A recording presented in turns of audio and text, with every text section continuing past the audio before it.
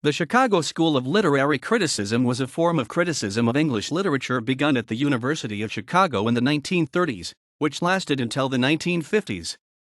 It was also called Neo-Aristotelianism, due to its strong emphasis on Aristotle's concepts of plot, character, and genre. It was partly a reaction to new criticism, a then highly popular form of literary criticism, which the Chicago critics accused of being too subjective and placing too much importance on irony and figurative language. They aimed instead for total objectivity and a strong classical basis of evidence for criticism. The new critics regarded the language and poetic diction as most important, but the Chicago school considered such things merely the building material of poetry. Like Aristotle, they valued the structure or form of a literary work as a whole, rather than the complexities of the language. Despite this, the Chicago school is considered by some to be a part of the new criticism movement. Ronald Salmon Crane, 1886 to 1967, is considered the founder of the Chicago Aristotelians. He began teaching at the University of Chicago in 1924, was made a professor in 1925, and chaired the English department there from 1935 to 1947. In 1935, he wrote History versus Criticism in the Study of Literature, published in English Journal 24 1935 645-67, in which he defined literary criticism as simply the disciplined consideration, at once analytical and evaluative, of literary works as works of art.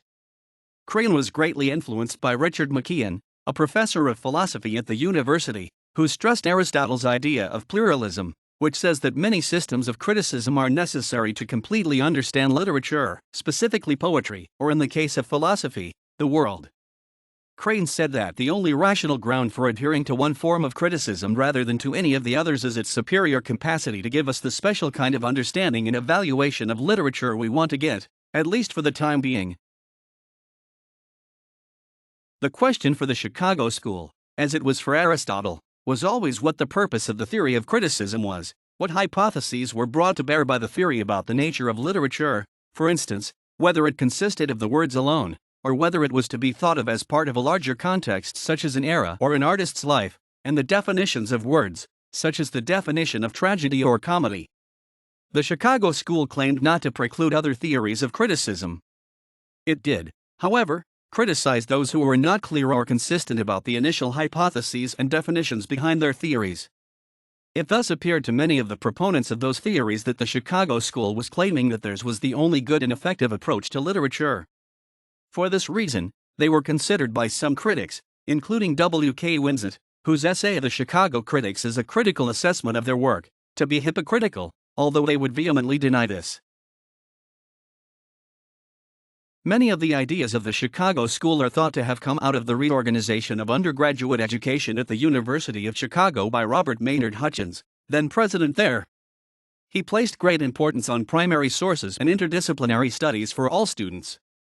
Crane and his colleagues were forced to defend English as a valid topic of study, and the Chicago School might have developed partly from this pressure to put the study of English on a sound classical basis. Other key figures in the Chicago School were W. Orkeast, Norman MacLean, Elder Olson, and Bernard Weinberg.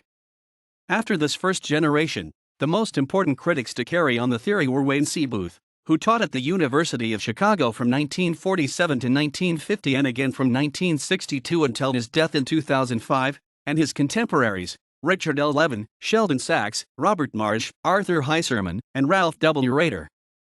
Booth loosened the rigid categories of genre originally set forth by the Chicago School, and moved the concentration away from poetry towards rhetoric.